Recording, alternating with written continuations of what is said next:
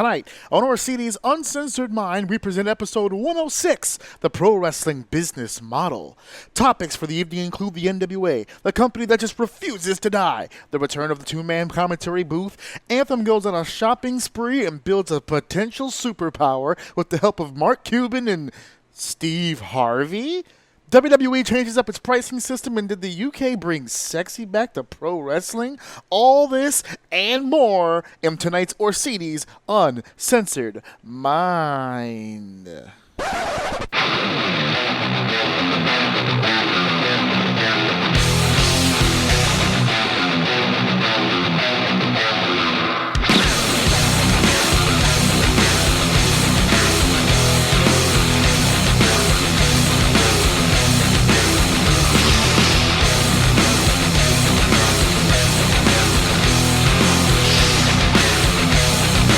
Welcome to Orsini's Uncensored Mind, and now your host, AJ Orsini.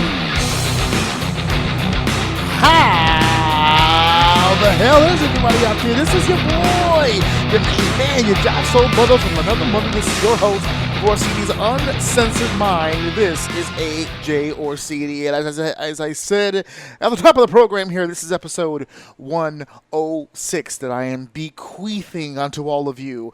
And of course, the title of this episode, The Pro Wrestling Business Model. So much do we sit here on the good days and discuss the world of pro wrestling. We deal with the drama of it, the sports entertainment of it, performance arts and all that other garbage. We always deal with the backlash of the fans and all this other stuff. We very rarely ever divulge into the most important part of the pro wrestling business. Very rarely do we ever divulge into the part of the business world. So today, Orsini, Uncle O, will be taking you on a ride here. We're going to be talking the business of pro wrestling. And I don't mean sitting here preaching to you about what's right and what's wrong and blah, blah, blah. No. We're talking some up-to-date, in the news, happening right now material as far as the wrestling business is concerned, because there's a lot of moving and shaking. And if you're not paying full attention to everything, you're going to miss out on some cool shit. There's a lot of stuff that we need to discuss here. And, of course, I'm the host to bring it all to you. Before we get underway, of course, I'd like to remind everybody that while you listen to this show, I don't know what you're wearing. I'm not going to ask what you're wearing, because that would make everything totally weird. But I know what you should be wearing. You should be wearing the AJ Orsini, Orsini's Uncensored Mind Sexy Gray Tee. It's the official t-shirt of Orsini's Uncensored Mind. All you need to do, very simply put, is head over. I don't know why they don't have an app yet. I would assume an app right now would be easier for them. But until then, all you need to do is head over to ProWrestlingTees.com/AJOUM and check out the gray tee. Get yourself a shirt of any size, folks, and help support the show in that way. If you're listening to this, of course, you probably already know, but I'll remind you anyway, in case you stumbled upon my show completely by accident.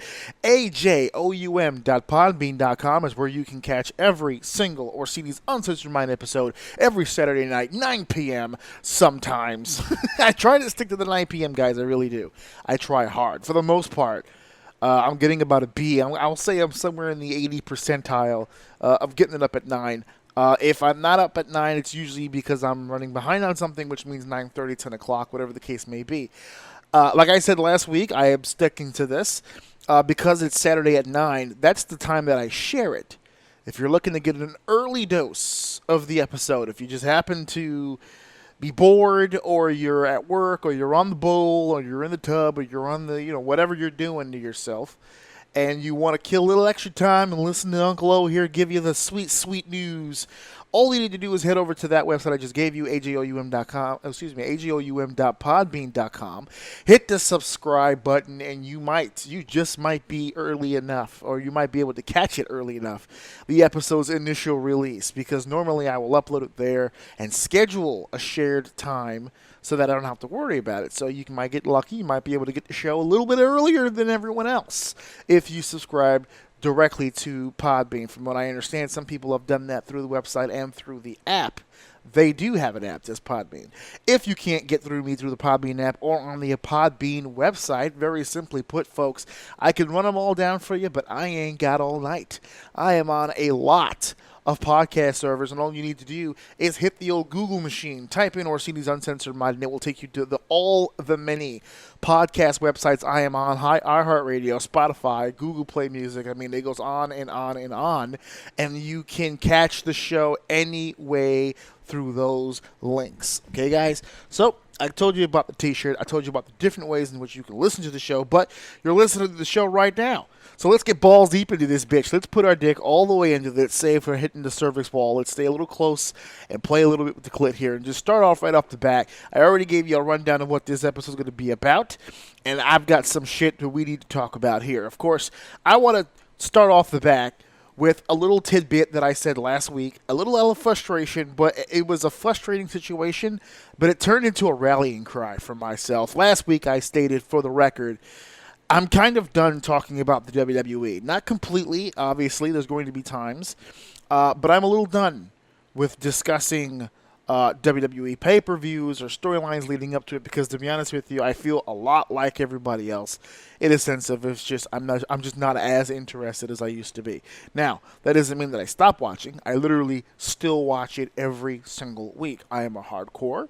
I will die a hardcore for the WWE, but that doesn't mean I have to talk about it on this fucking show. I could talk about anything I want on this show. And to be honest with you, I want to do something a lot more refreshing and change some shit up. We're in the hundreds now. I'm approaching my second year anniversary on October 11th.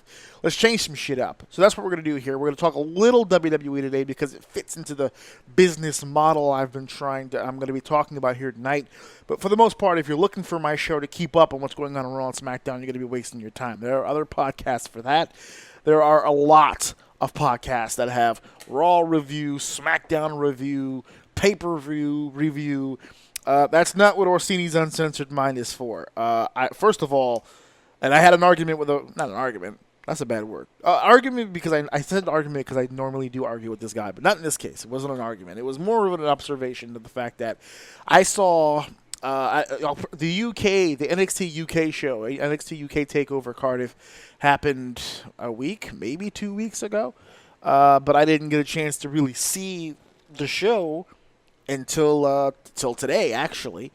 So I didn't really get a chance to see it, and I actually didn't see it in its entirety. But the first thing that I watched was Tyler Bate and Walter, because it's the one that everyone's talking about, which is upsetting because Tony Storm actually had a pretty nice match on this card, too. Those were the two matches that I saw today. Apparently, those are the only two that I needed to see, from what I've been told. But I will see the rest of the show. I'm not going to disrespect anybody else. I want to see. I actually want to see the Cesaro match. I'm very interested. But I did see these two matches, and super excited about the idea of there's just an old school feel coming back here. What old seems to be new again. We seem to be getting a little further and further away from the garbage that this poor sport of mine that I love so dearly was starting to become. We're starting to come out of the fog a little bit, and there's a little hope. There's finally a little bit of light at the end of this tunnel, because I got to tell you, the Walter Tyler Bate match brought back so many great memories. A lot of people will tell you that it was a great match. If you just watch it with tunnel vision and you just take it for what it is, it's just a really good match.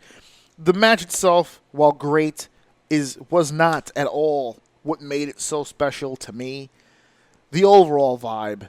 I mean, we've got two professional wrestlers in here. Big man, little man, but the little man is just as strong as the big man, and it's a pure fight atmosphere. And these two guys, it felt like a championship match, a true heavyweight against a smaller opponent who has proven that he's willing to hold his weight in the heavyweight division. Heel, babyface, 44 minutes, time to tell a story, ebbs and flows, ups and downs, big moves, little moves. This was a professional wrestling match, and to be honest with you, this is going to sound a little cornetish, I'm sure, a little old man screaming at the cloud. But it's been a long time since I've been actually able to sit down and watch a professional wrestling match on a big stage. I've seen wrestling matches, on YouTube and matches that are really good that I can sit down and watch. I've seen a little bit of overseas stuff, especially in the UK, so I'm not surprised that this happened over in the UK. But this was a matchup where I was actually able to sit down, with a beverage and a snack, and I felt like I'm 36 years old. I felt like 16-year-old me. I went 20 years in time. I watched a professional wrestling match, the likes of which I have not seen in a long time. Now, I'm not going to sit here and say it's the greatest match of all time. Again, I don't deal in hyperbole. You guys can sit there and blow each other if you want. I don't know if it's one of the greatest matches of all time, or one of the greatest matches in WWE history, or one of the greatest matches in NXT history. I don't know. I don't care. I'm just happy about the fact that I was able to sit down, watch this match, and enjoy it bell to bell, and enjoy it for literally almost all of it. Can you nitpick certain things? Sure, but you can nitpick every match. This was just a great professional wrestling match. It was good to see Toni Storm, and I believe it was Kylie? Not Kylie. Carla. The name's Lee Ray. I know that. Lee Ray. And they had a great match as well. They had a fantastic match. Not good for girls, but an actual, like, it was a great professional wrestling match. And Kaylee Ray, there it is, Kaylee Ray. Toni Storm and Kaylee Ray had an amazing match at NXT UK TakeOver Cardiff. And it just leads, the rumor mill it was going through Toni Storm leaving the UK, Pete Dunne leaving the UK to head over to NXT full-time Wednesday nights. They're gutting talent. They're moving some things around for the Wednesday night show, and these are really solid picks. We already saw Rhea Ripley move over. It seems like all hands are going to be on deck for this Wednesday night NXT show, which is awesome. Still no word yet, at least not officially, that I've heard that they're going to be moving out of Full Sail or be a traveling entity, or are they going to keep it exactly the same formula? Who knows?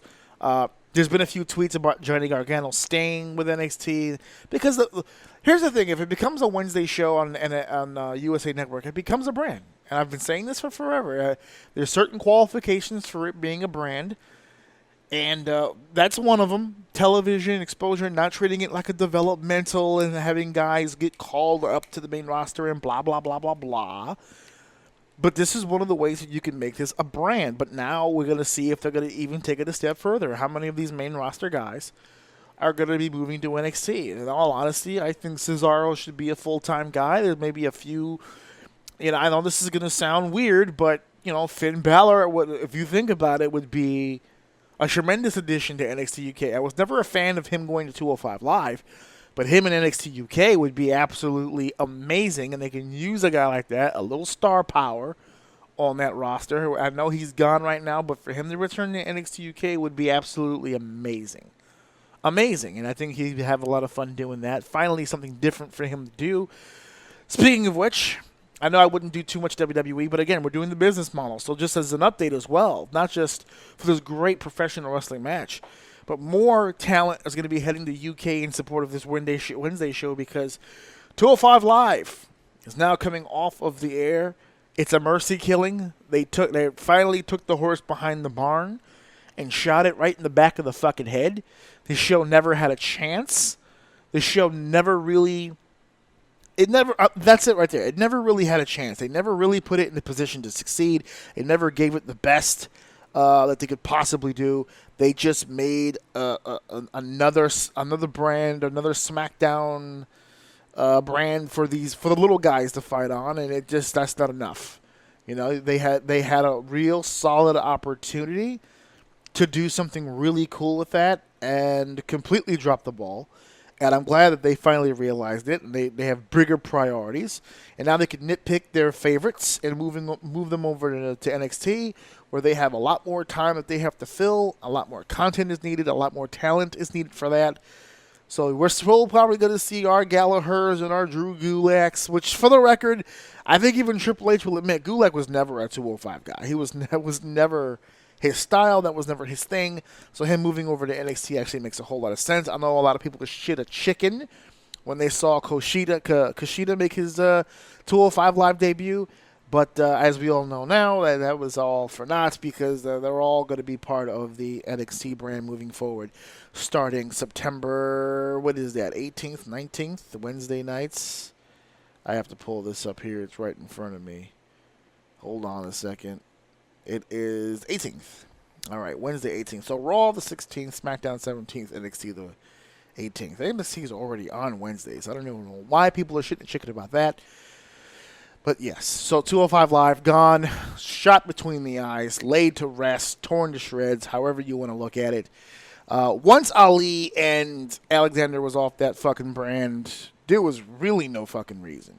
Not to say that they don't have talent, but the way that they were utilizing that talent, the way that they were being presented as a brand, it didn't make any sense at all, really. So I'm glad that they're going to be, the convolution is over. They're going to be able to take that talent and put them on NXT full time, and maybe now we'll get an opportunity. I guarantee you, Mauro and Nigel calling those matches with Beth Phoenix are going to make those guys a lot more interesting moving forward.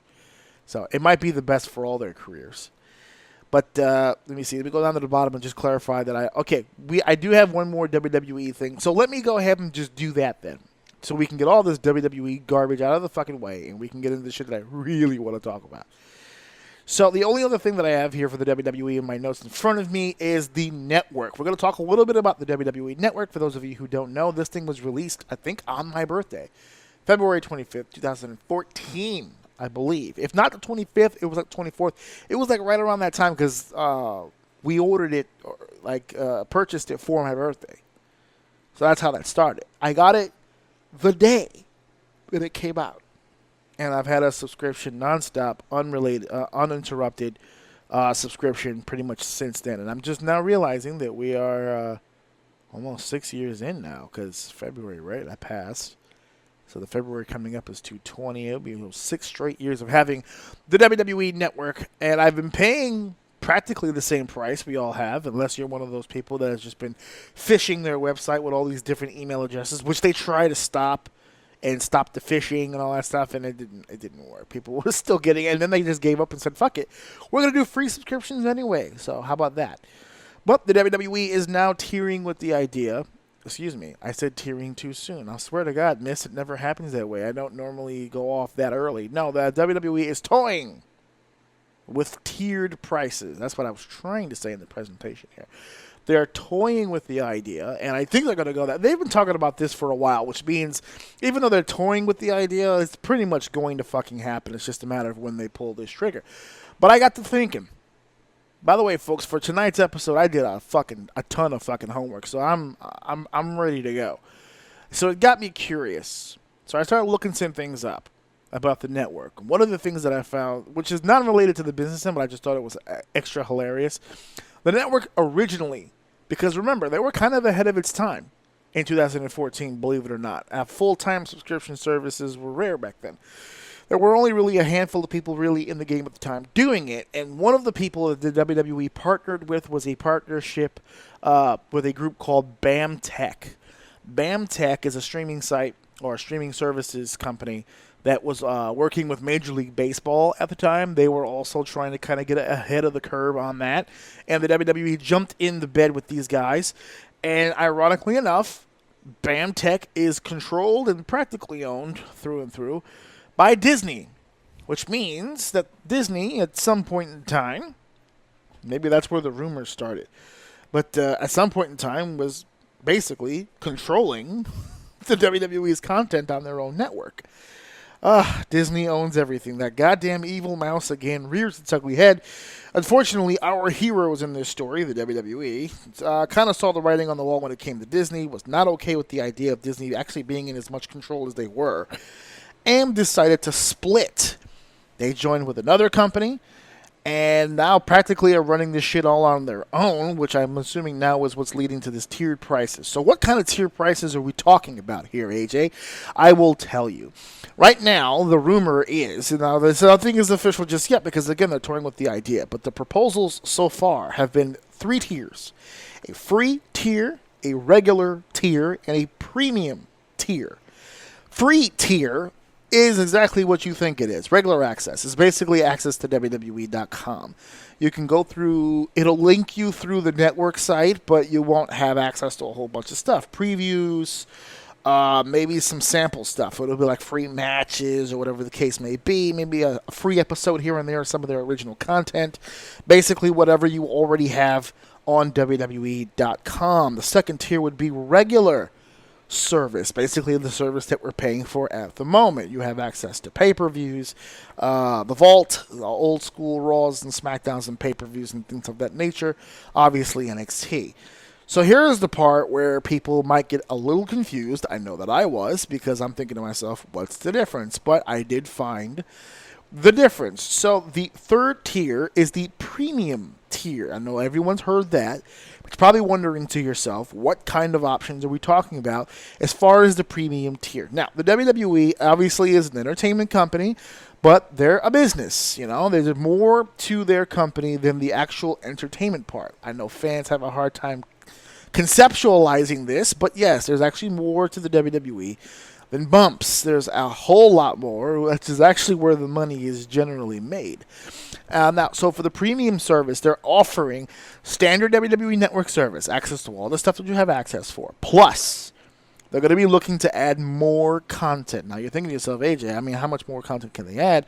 Well, the premium account would have access to other promotions that they're having working agreements with. Promotions such as Evolve, ICW, Progress, and WXW.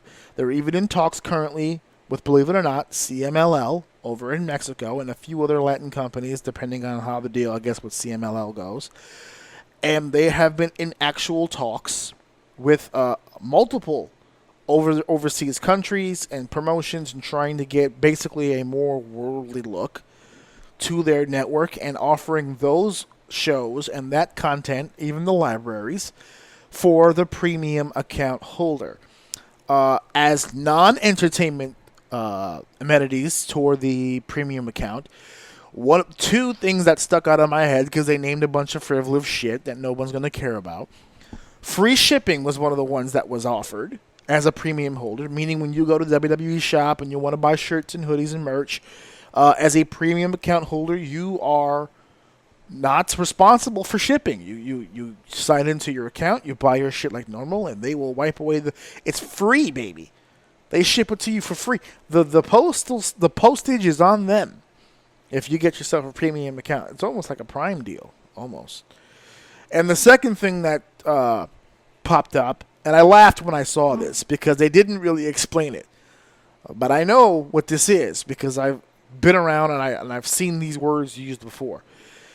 And I think this is the one that they're really gonna try to lure people in with. The second option they threw in is digital ticketing.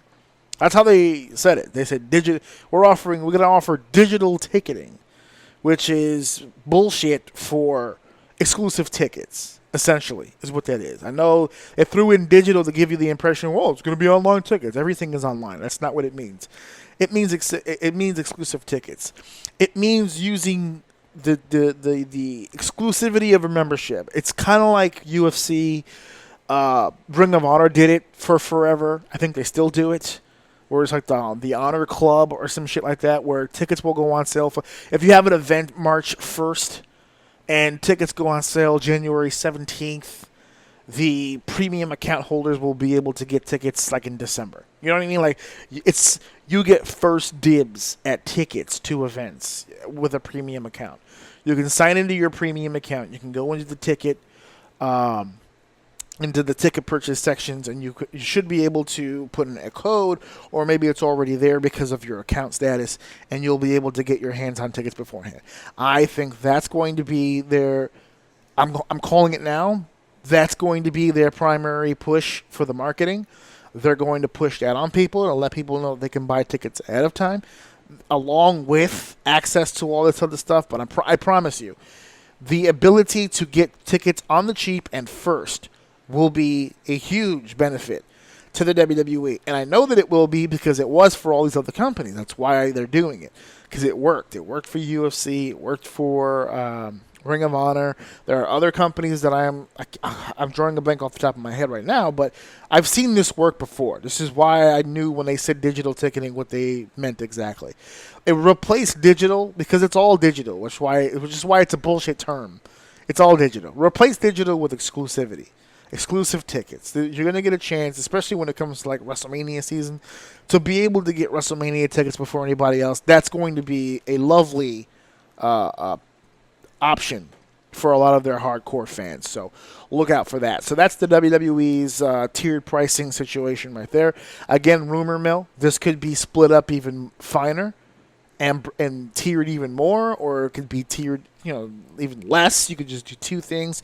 Who knows? But if this is the way that it's going, I'm not entirely upset about this. As a subscription holder, I'll tell you right now, I'm talking out of both sides of my mouth now that I'm thinking about it, because I'm not that excited about Raw, and I'm not that excited about SmackDown, and I'm kind of excited about NXT, and I'm not going to really be talking about it too much on the show anymore. But yet, in my brain, it says, you better get that fucking premium account. I don't even know if I'm going to use it for what it is. Because honestly, right now, the only thing that I use Network for is old shit. And a few original contents. When they do like the 24/7s or the 365s, like I don't watch Table for Three. And I saw it in the beginning. It was kind of okay. And then it just gets weird. But I do watch like a little bit of the documentary stuff, some behind the scenes stuff. Definitely old school Raws and SmackDowns and shit. I get my money's worth. I'm cool with it. Well, should I stay with the regular or do the premium for the free shipping and the digital tickets and the Evolve and the... I don't know, because I'm not really... Look, I don't really watch much of the other indie stuff. I know that I should, because whenever I do, I enjoy it. So that tells my brain that I should be watching more of it. But paying for it and having access to it, will that change the fact that I'm not watching on a regular basis? I don't know. There's a piece of me that says, and this is how they get you. I know I'm falling for the trap, but at least I'm falling willingly. It's that option to try. I would love to try it, and I'm sure I can always go back into the system and downgrade. But there is a piece of me that says, try it. See if having access to Evolve or having access, and we're not going to get takeovers, obviously, but big shows now, like we did for the Evolve show recently on the WWE Network. There's a lot of different options if they get CMLL or if they get AAA, which I'm not trying to start any rumors. I've heard nothing about them trying to get AAA in the bunch. But, I mean, if AEW's whole deal is having international partnerships and having ties to these major corporations, if WWE comes in and takes that partnerships away, I mean, that's just going to help them and hurt AEW, which apparently is the goal. I didn't think it would be, but here we are. Here we are. And that's the WWE's ticket pricing there. And that's it for the WWE. I'm done. There's other shit that I want to talk about. As a matter of fact, I'm going to talk about something right now I never thought I would fucking talk about. I genuinely, there's a big piece of me that's like, dude, this is a dead topic. I will never get an opportunity to talk about this company. It just will never, ever happen. But alas, here we are. I've got a genuine shot at discussing the one topic I never thought I would get to talk about here. And I got to be honest with you, I'm pretty super excited. Of course, I'm talking about the NWA. I'm talking about the National Wrestling Alliance. I never thought I'd be able to get a chance to speak on them on this show. But by cracky, I'm going to get that chance. And I'm going to talk about it right now. Right after this. Hey guys, every Wednesday night at 9 p.m. you guys can go over to ajoum.podbean.com to download the most recent episode of Orsini's Uncensored Mind. And I am happy to announce that people from over 15 countries have done just that several thousands of times. I am so proud of the success this show has had currently, and I look forward to the future that is so bright. Got to wear shades. And if you are a business out there right now looking and entering a sponsorship situation, look no further than Orsini's Uncensored Mind. I've got a ton of fans who are looking to hear all about your service. All you need to do is reach out to me. Send me a message on social media or email me at ajorsini96host@gmail.com, and let's get this buddy system working. I'm here to work for you, and let's make this happen. I have to update that commercial because it said 15 countries. It said, about over 15 countries. Yeah, it's over 25 countries now.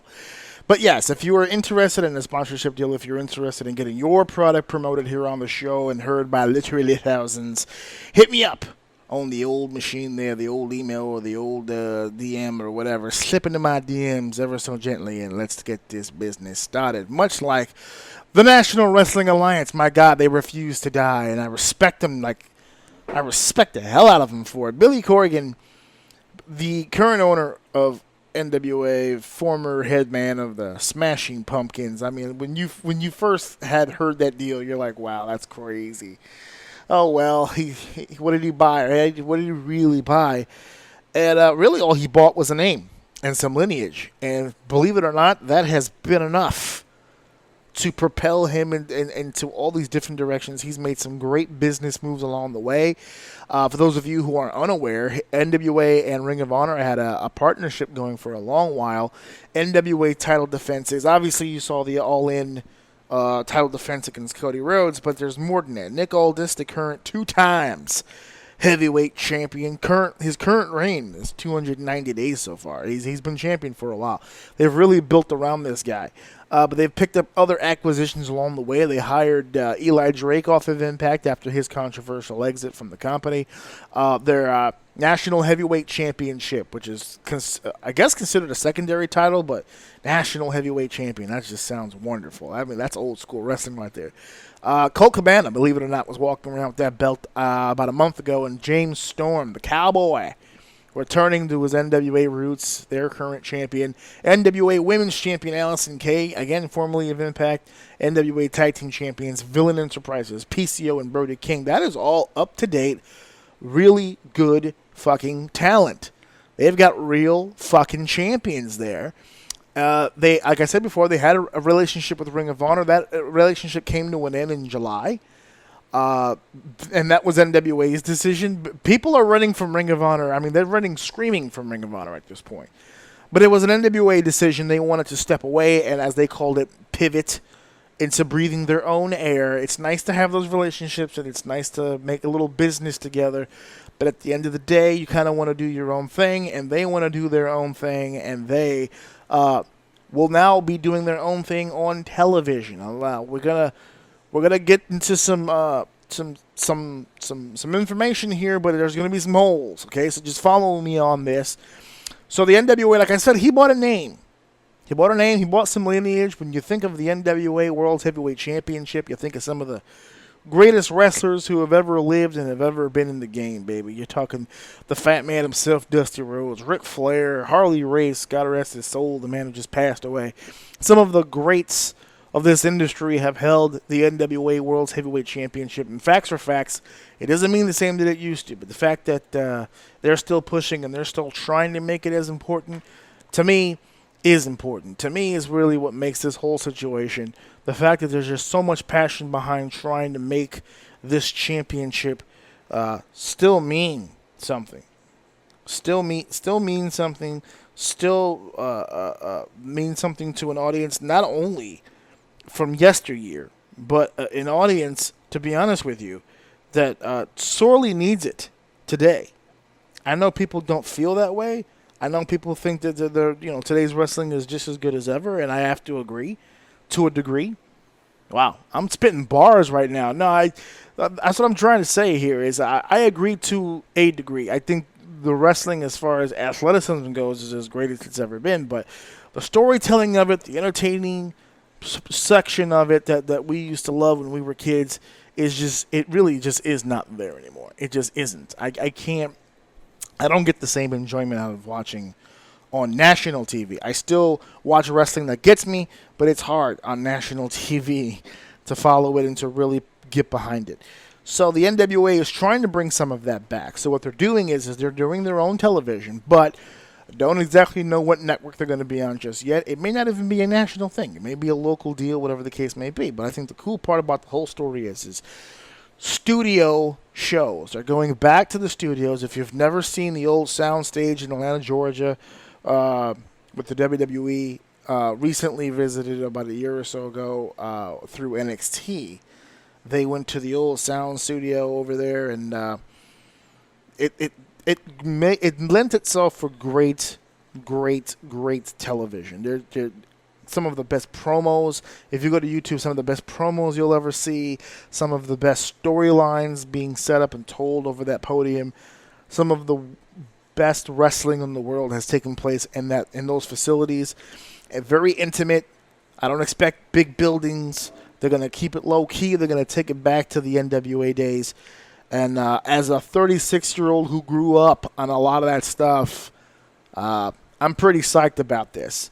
Now, their relationship with Ring of Honor ended back in July, so they're on their own here. They're doing the studio deal, and they're going to be doing their own television. Billy Corgan has gone out of his way on a lot of occasions to promote these upcoming deals. So hopefully by next week, or maybe even 2 weeks from now, because they're going to debut on September 30th. So, I mean, that's about 2 weeks from now.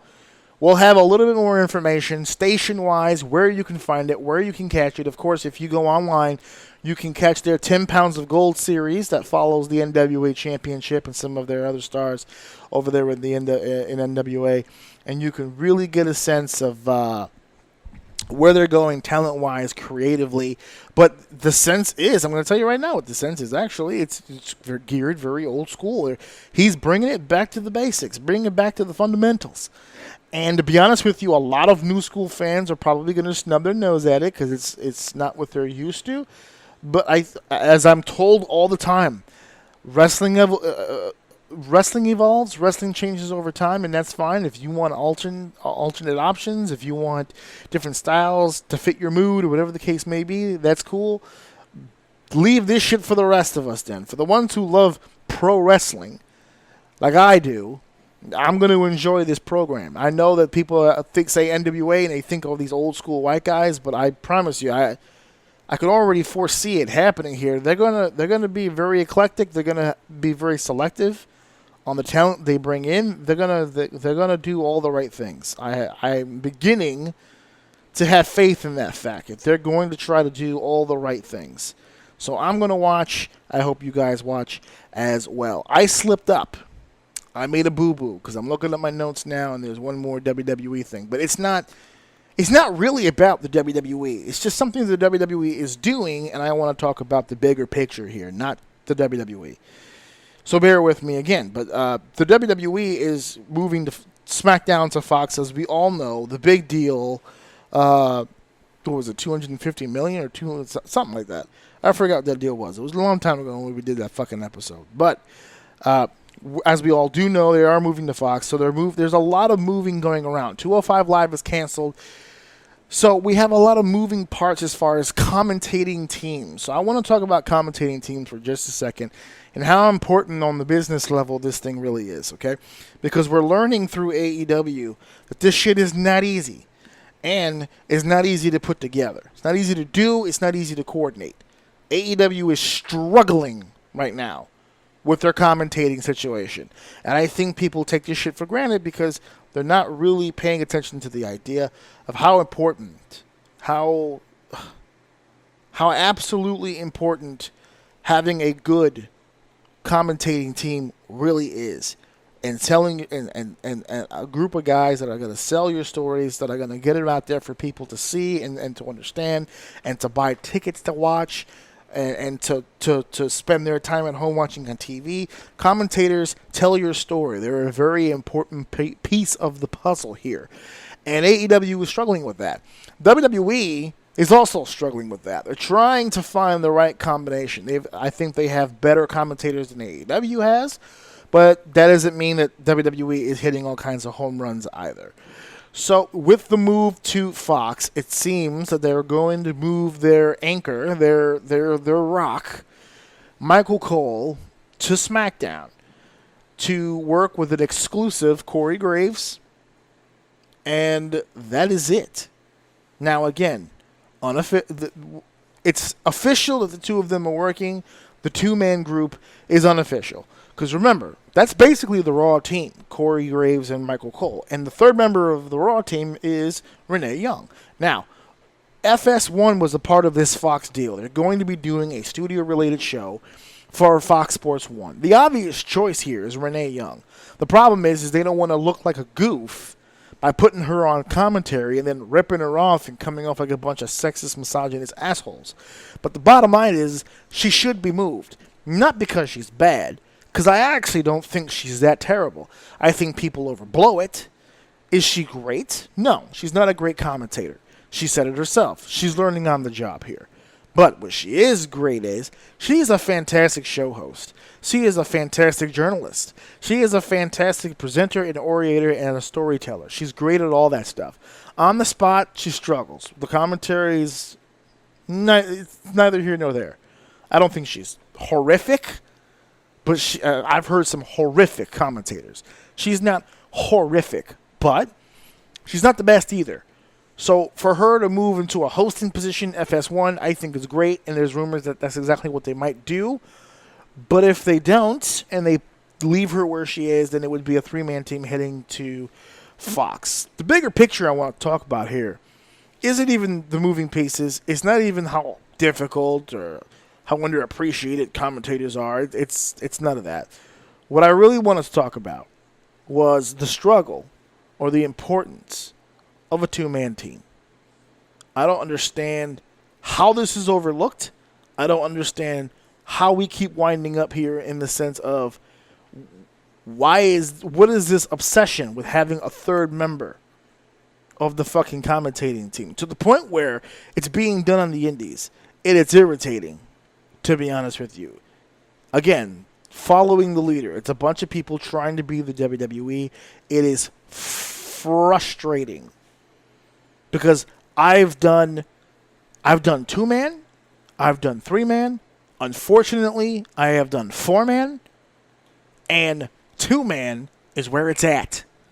Three can be done, but it's irritating. Too much back and forth, too many step overs. There's a lot of things going on in a three-man team. Four was impossible. I drank heavily that evening after the fact. I just wanted to murder people. The three-man team is hard. It's a pain in the ass. It can be done. Two-man is the sweet spot. Play-by-play in a color. My God, it's exhausting. You're doing more work because you're talking more between the two. But by God, is it so much more fun. And to be honest with you, as a viewer and a listener, so much more fun to listen to the repartee, the back and forth, the give and take of two people who know what they're doing, who's calling the action, and keeping you engaged, and more importantly, keeping you informed, which is the one thing, yet again, AEW just drops the ball on. AEW just assumes you know everybody.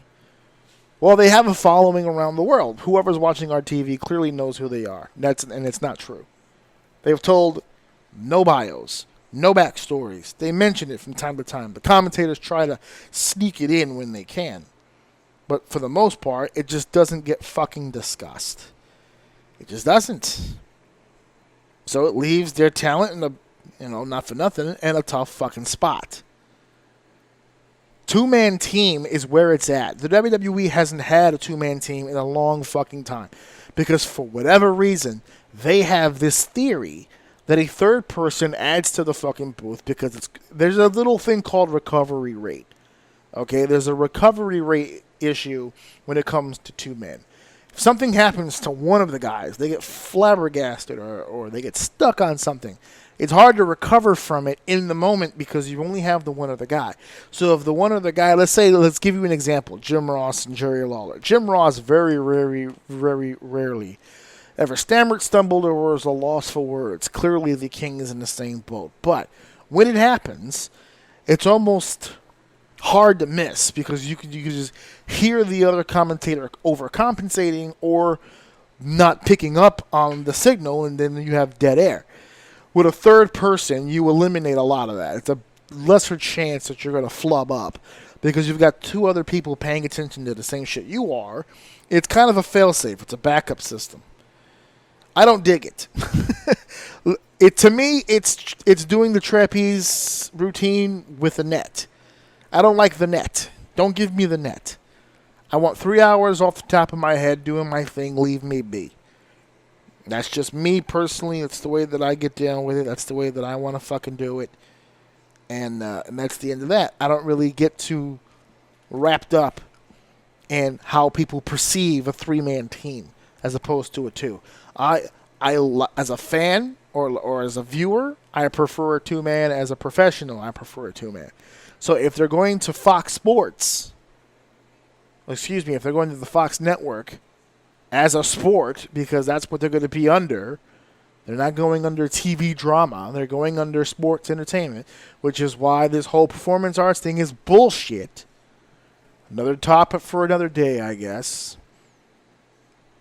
But that'll be that. Two-man team is where it's at. You're going to enjoy the program. But watch how much better you enjoy the program with just the two guys rapping back and forth. It's going to be a completely different ballgame, guys. But I think you guys are going to enjoy it. I really do. Now we're moving on to our next topic here, which might be I think it's the last one. But it's a doozy. It's actually a combination of two, so we'll wrap up with this. But our boys over at the Owl, Anthem, the good folks who own Impact Wrestling, and it's funny because it's the one thing that we know about Anthem, right?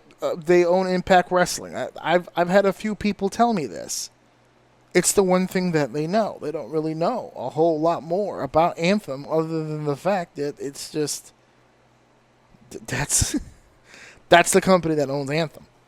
So I did a little digging. What the fuck is Anthem? And Anthem, basically, from what I can find on their website, they're just a fucking storage unit. They're a content company, essentially. They have their hands in a little bit of everything. Video games, music, movies, all forms of entertainment. And they just divulge and deal with fucking content. Which makes sense now why they bought TNA out and because of the library and all that good stuff, and why they were in a position to almost kind of sell it to the WWE for their now we know why it was the tiered pricing idea for premium subscribers. They were looking for content for the premium. I'm going to tell you this now. If they get TNA pay-per-views for the WWE networks on the premium, I'm definitely buying the premium fucking thing. No brainer at that point. No brainer. And if I'm going to get to that in a second. Let me not play my hand too quickly. So Anthem is basically a content conglomerate. They just take up entities and they move on from there. So anyway, there is a television company called AXS TV. And they currently possess a few wrestling entities on their show. Okay, you understand what I'm saying to you? They own a few entities on their show. They have New Japan playing on their air right now. And now, thanks to Anthem purchasing AXS, Impact has a whole new home on AXS TV. So now it has Impact and it has New Japan.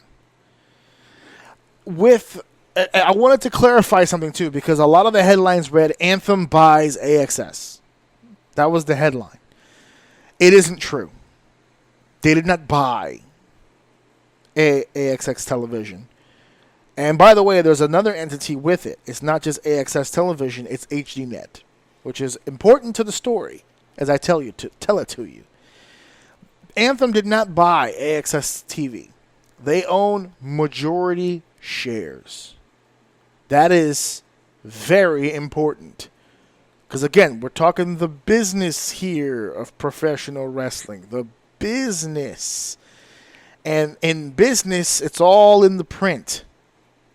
And the fact of the matter is Anthem does not own AXS. They control it. They have the highest percentage. There's not going to be a whole lot of people fucking with them on this. But they don't own it flat out. There's actually a few more investors, and we're going to get to them in a second. But the networks, with AXS TV and HDNet combined together, it gives Anthem more access. Over 150 million homes have those channels. So it expands their market out just a little bit. And the people the person that they sat down at the table and negotiated with this deal is Mark Cuban, one of the hosts of Shark Tank, owners of the Dallas Mavericks. And they sat down with him. They worked out a fucking deal. And that's where we wind up here. They own majority stakes. Now, here's the deal. Mark Cuban did not sell outright. I want to say that again because it's fucking important. He did not sell outright. Mark Cuban is still on the board and is still an investor with financial stakes in AXS TV and HDNet. He isn't gone. He's still a part of this. And as a side note, which was alarming but hilarious at the same time, one of the people that they brought in is Steve Harvey, comedian, former king of comedy. Used to have his own sitcom. He has his own talk show. He has his own radio show. I live in New York. I can't go anywhere in the ghetto without hearing that fucking show on every fucking morning. Steve Harvey is the bane of my fucking existence at this point. But he is now also an investor with a very relevant amount of stakes in the comings and goings in the business of AXS TV and HDNet. Cuban has been had a hand in providing content. Obviously, Anthem has impacted a bunch of other things that they can throw on as content for the channel. And from what I am reading, Steve Harvey will have the opportunity as an executive producer and as a very creative individual to bring some content of his own to the news stations as well. So this opens up a lot of possibilities because it was right after this purchase of these stakes where the rumor mill really began. The rumor mill of Impact quite possibly buying Ring of Honor. Now, that's the headline. Impact possibly buying Ring of Honor, or Impact interested in buying Ring of Honor. If you see any website with that headline, it's factually incorrect. Impact is not trying to buy anything. Anthem wants it. Now, as a subsidiary, Ring of Honor and Impact, they would be working hand to hand. But it's Anthem who's trying to do the buying here. Now, here's where the story really gets very, very twisted, okay? So, New Japan is already on AXS TV, and they're going to be on this channel until at least January 2021. That's more than a year from now. That's about 14 months. 14 months of content from New Japan Wrestling. Within that year, obviously, they're going to be jump-starting and kicking off Impact. Now, you're thinking to yourself, AJ, if they buy Ring of Honor and add a Ring of Honor to this channel, it's going to be a wrestling powerhouse, this station. Well, let's not slow our rolls just yet. Again, rumor. It's the rumor mill. I don't normally deal in rumor, but the reason why I'm bringing this up is because it's a very possible deal. Remember, the Ring of Honor that we all remember, that was owned by Kerry Silken all those years ago, that's been dead for a long time. Actually, about 10 years. People sometimes lose track of the idea that Ring of Honor is not owned by a single person. It's owned by an entity. Sinclair Broadcasting Systems owns Ring of Honor. Not Kerry, not any governing body or booker or whatever the case may be. Ring of Honor is run and owned by a television company, Sinclair Broadcasting. So is it possible for an opposing network or an entity to buy out Ring of Honor from Sinclair? I'm sure it's actually very possible because it's happened before when Kerry Silken sold it the first time. There's a really good possibility this could happen. Now, there's some positives and there's some negatives. Let's talk about the positives real quick. The positives of Impact, or Anthem I should say, purchasing Ring of Honor, because now on this channel, and possibly HD as well, so you can spread it around. You have New Japan, you have Ring of Honor, and you have Impact on the same fucking network. Obviously, that becomes a powerhouse. If you really want to play games and really turn this into a fucking war, you could very well New Japan Monday, Impact Tuesday, and Ring of Honor Wednesday, and counter-program Raw, SmackDown, and NXT if you wanted to, because then that would make Wednesday night NXT, Ring of Honor, AEW. Now you've got a Monday Night War, but different from last time, because this ain't 1-on-1. This is a triple threat match now. There would be a lot of possibilities. And for the record, because I looked this up, it's a possibility right now. They don't have to buy Ring of Honor to provide that lineup. Because remember, one of the entities that they purchased is HDNet. And between the years of 2009 and 2011, guess what wrestling promotion was on HDNet? That's Ring of Honor. So Anthem already owns footage of Ring of Honor from 2009 to 2011. That's 3 years worth of footage.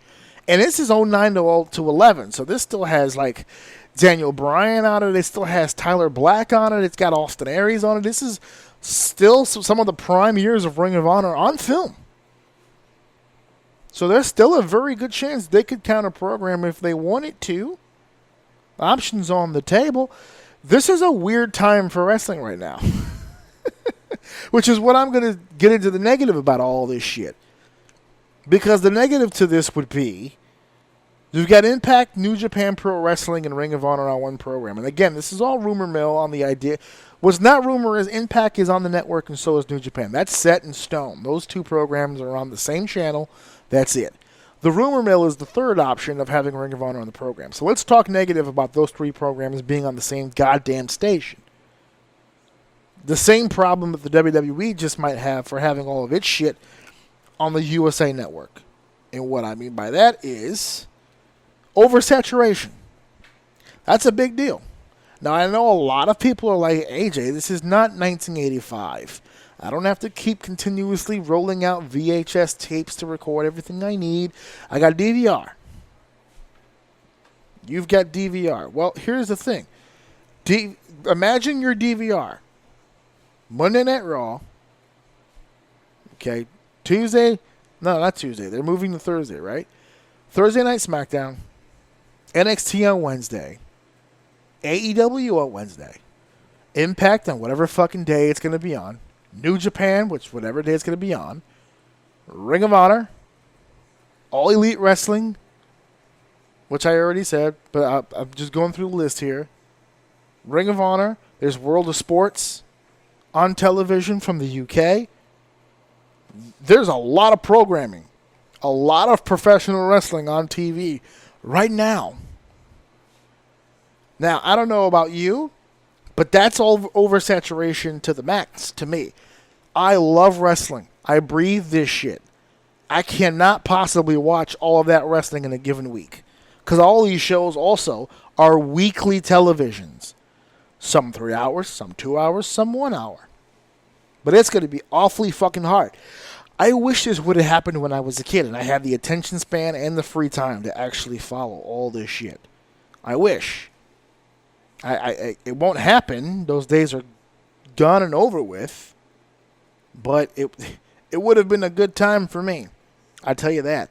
There's a lot of programming. A lot of pro wrestling that's going to be out there right now. A lot going on. This is a great time to be a professional wrestler.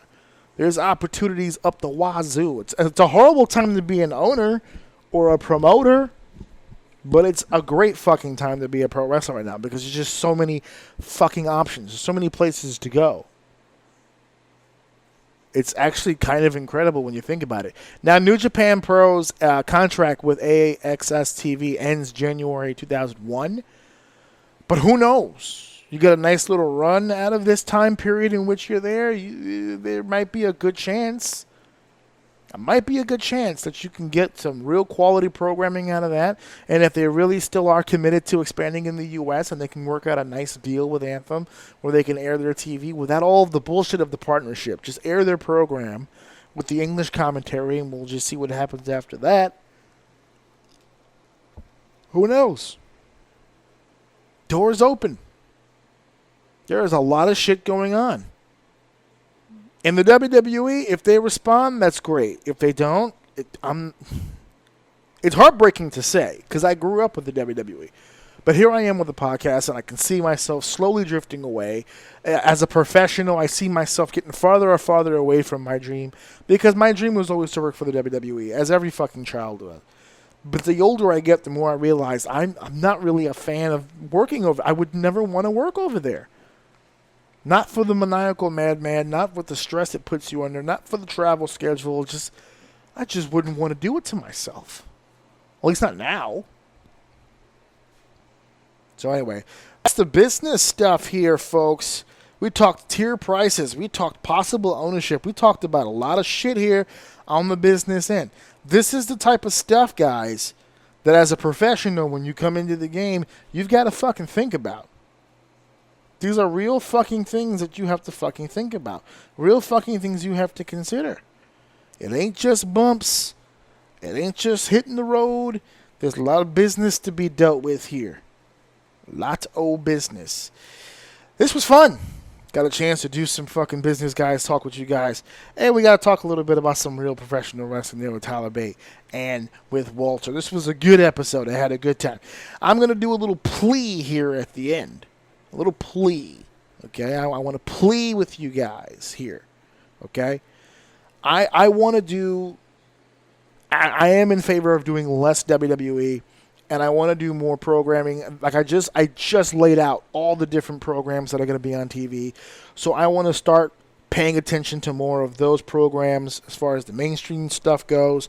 I'll probably will do WWE stuff once we start getting toward the big four. Once we start getting towards Royal Rumble, WrestleMania, that stuff, maybe we'll divulge more into that. I want to space out a little bit more into other programs. And I know I've said this before, and I've dabbled a bit, but I still haven't really fully committed, and I want to. But the whole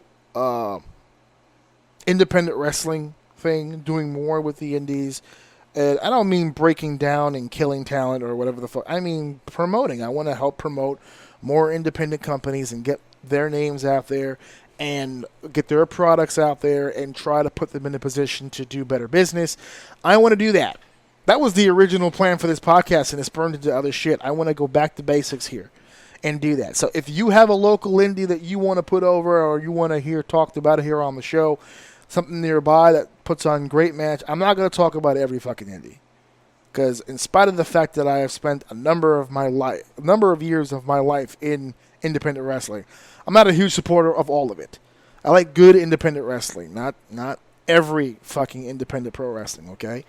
Good ones that promote good matches with good talent and are run by good men and women who are promoters, who are good promoters and good bookers that do good business and pay attention to what the audience wants and treats their audience good. I want more of that shit. So if you've got an idea, if you've got a company yourself or you've got a big promotion, big show coming up that you want promoted on the show, brother, hit me up. Let's talk about this and let's see if we can get that done. So that's my plea out there. I'm going to make a commercial for that coming up too. I got a bunch more commercials that I'm trying to put together. I just time and energy, guys. Time and energy. So there's that. So thank you for listening. Thank you for downloading. Thank you for sharing. And of course, thank you all for enjoying. I absolutely love spending my time with you guys, and I love the fact that you guys enjoy spending it with me as well. That ending is getting longer and longer, but you fucking get it. 100 episodes, now pay him. And make sure that you buy my husband's t-shirt at prowrestlingtees.com/AJOUM. Please, he needs this. Listen to my daddy show. He's the best, so I don't know.